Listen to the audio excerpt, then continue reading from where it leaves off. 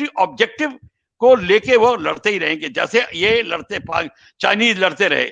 देखिए चाइनीज को एक और ये हमारे से ख्याल था कि भारत जो है ये शांति प्रिय देश वगैरह, अहिंसा की बात करता है, ये लड़ने वड़ने में नहीं होंगे, इनके जवान भी लड़ेंगे नहीं, ये सारा ख्याल था। ये नए लड़कों को, ये जो वन फैमिली के आए हैं ना, इनको ये सिखाया गया है कि तुम्हें कोई प्रॉब्लम नहीं आएगी, ये तो लड़ाई नहीं करते फौजी। तो इस और जो 67 में पिटे थे, वो मैं उसका अभी बाद में बताऊंगा, वो नाथुला में क्या हुआ था। वो रिटायर होकर चले गए चीनी, ये नए चीनी आए हैं, इनको इसलिए झूठ बोल बोल के बताया गया है। तो जब अभी रात को जब उनके मार पड़ी, जिसमें हमारे 20 लोग मरे और उनके 121 लोग मरे, ये अब नई फिगर आई है 121 लोग, 85 तो उनकी कब्रें काउंट हुई हैं। तो ये जो है यही नए लोगों को झटका लगा है, ये इनको झटका लगा है। तो अब उनमें बड़ी हलचल मच गई है कि ये बड़े जालिम लोग हैं, अब ये कैसे, आप तो कहते हो ये लड़ते नहीं है, इन्होंने तो हमें डंडों से मार दिया। तो ये जो बात है, ये इस चीज को भी दूर करने के लिए मीटिंग्स होती हैं। अब मेरा प्रश्न ही है, बख्शी साहब मेरा प्रश्न ही यही था कि अब चीन के लोगों ने, हालांकि चीन में व्हाट्सएप और सोशल मीडिया बैन है, इसलिए समाचार तो वहां पर है नहीं है, सरकारी भोकू है, लेकिन किसी न किसी स्रोत से, किसी के मोबाइल से लीक हुआ है। अमेरिका ने अपने मुखपत्र में लिखा है चीन डिनाई किया, फिर चीन ने कहा कि नहीं कुछ लोग मारे गए हैं, करते करते धीरे धीरे करके फिगर पे आया है। अब जबकि ये चीन के आधिकारिक घोषणा हो गई कि भी हमारे कुछ लोग भी मारे गए थे, तो ये तो चीन में भी फैल गया होगा, चीन के दोस्तों के यहां भी फैल गया होगा। तो अब क्या इस स्थिति में आप निकट भविष्य में भारत चीन के विरुद्ध छोटा मझोला बड़ा तो होगा तो फिर वर्ल्ड वॉर हो जाएगा, तो क्या कोई हल्की कंफ्लिक्ट देख रहे हैं, या ये इसी तरह से चलता रहेगा, कुछ युद्ध जैसा नहीं दिख रहा है? एक फौजी के अनुभव का धर्म। अब आपको मैं बता देता हूं, अभी तो हम यहीं की बात कर रहे थे, पर चीन के ऊपर एक बहुत बड़ी सिरदर्दी आ गई है। चीन ने क्या किया था कुछ सालों से, मतलब आज से 25 साल से, वो अपना साउथ चाइना सी में आधिपत्य जमाने की कोशिश कर रहा था। 85% ऑफ चीन का जो ट्रेड जाता है मलक्का स्ट्रेट से जाता है, उसका 70% टू 80% ऑयल वहां से आता है। और वो चाहता नहीं था कि और कोई जो ये छोटे मोटे देश हैं, Philippines, Malaysia, Indonesia, Brunei, Taiwan, ये उनकी शिपिंग उनके रास्ते में आए। जितने आइलैंड्स थे उन पे अधिकार करने की कोशिश करता और अपने आर्टिफिशियल आइलैंड्स बना रहा था। जब आप आइलैंड का होता है आपका, तो आपकी जो बाउंड्री वहां से स्टार्ट होती है। अगर आप आर्टिफिशियल आइलैंड खड़ा कर दीजिए 300 किलोमीटर आगे, तो आपकी बाउंड्री वहां से हो रही है। तो ये जो चीज है, ये बाकियों को पसंद नहीं आ रही थी।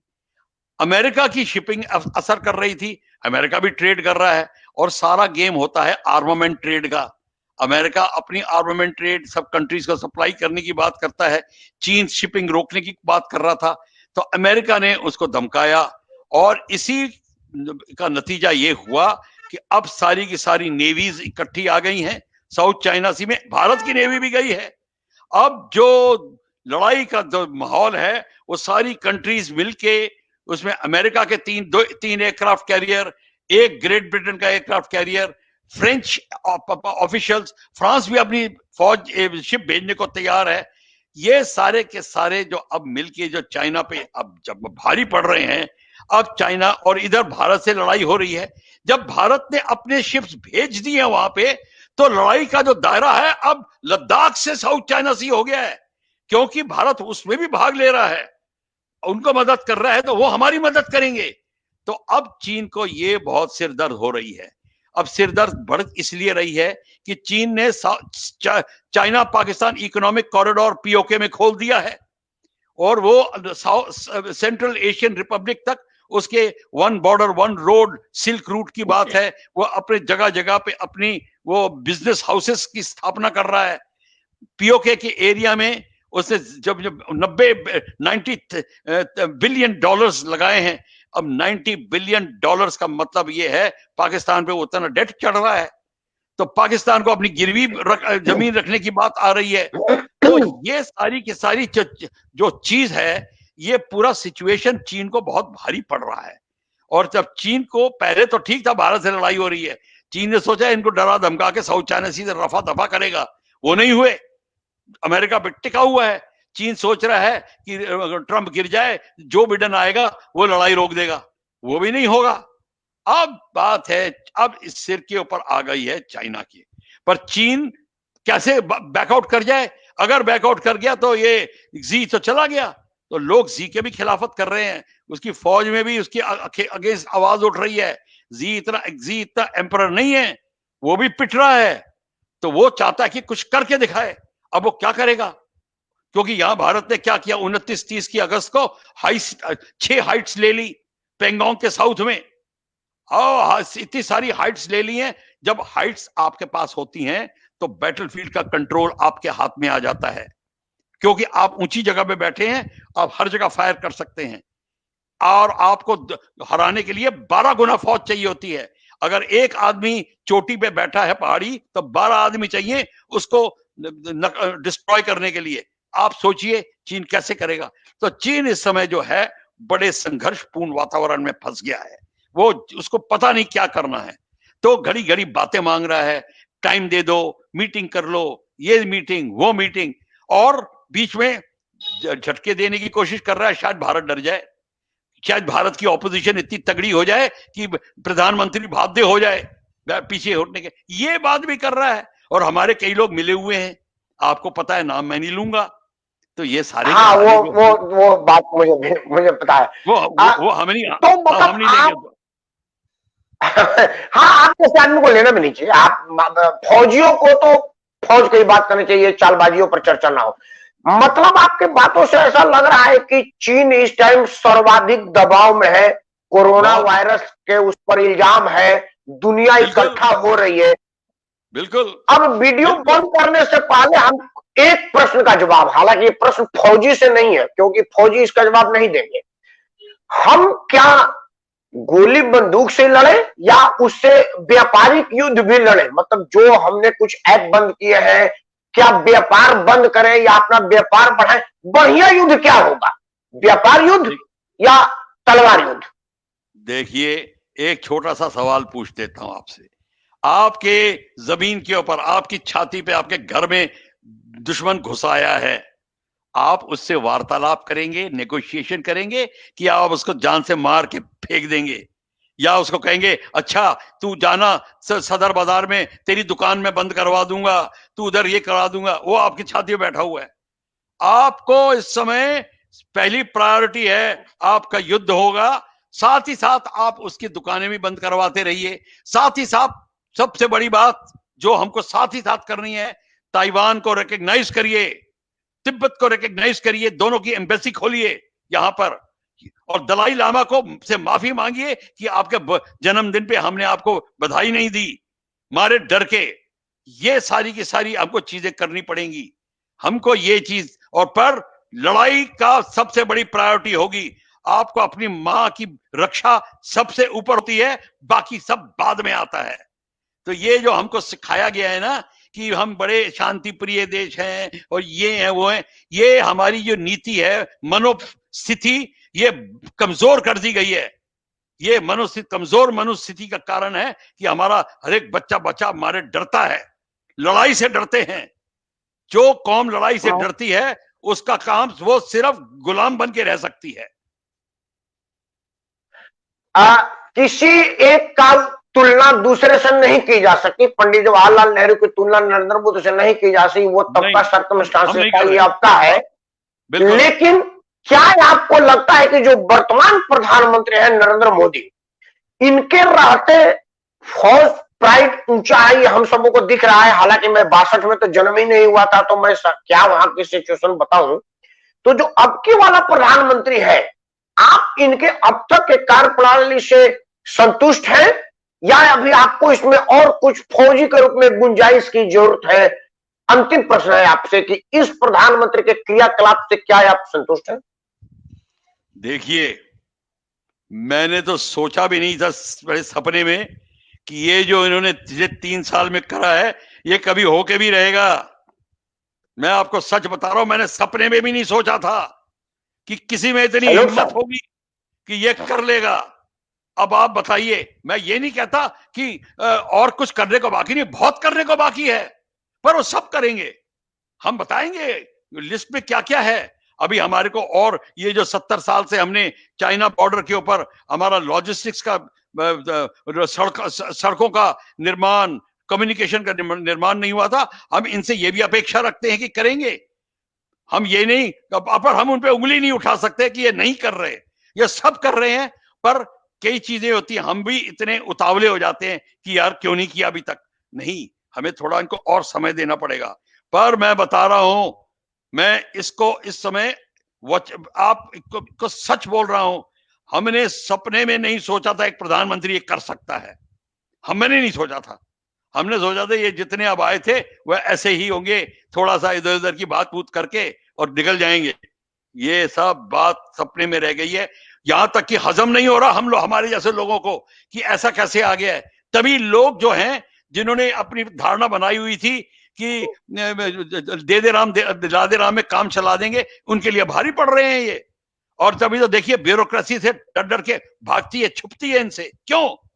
कि काम लेते हैं। ये है प्रधानमंत्री की, ये इनकी बात। इनको मैंने बहुत पहले देखा था 1977 में गुजरात में, पर मेरे को ये भी नहीं पता था कि एक दिन प्रधानमंत्री बनेंगे। वो तो मैंने दूर से ही देखा था इनको। पर किसने सोचा था कि ये वही सज्जन है जो एक दिन प्रधानमंत्री बनेंगे। पर बने हैं।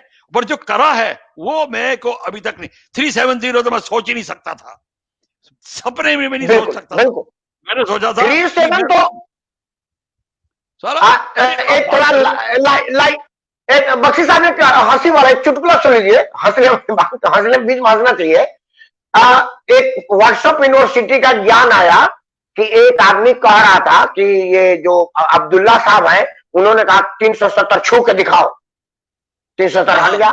एक मौलाना साहब को दिखा रहा था, ट्रिपल तलाक छू के दिखाओ, तो ट्रिपल तलाक दिखा रहा था। एक और नेता को दिखा रहा था जो चीन से टकरा के दिखाओ, तो चीन का राष्ट्रपति उसका गर्दन दबा, अबे मत बोल।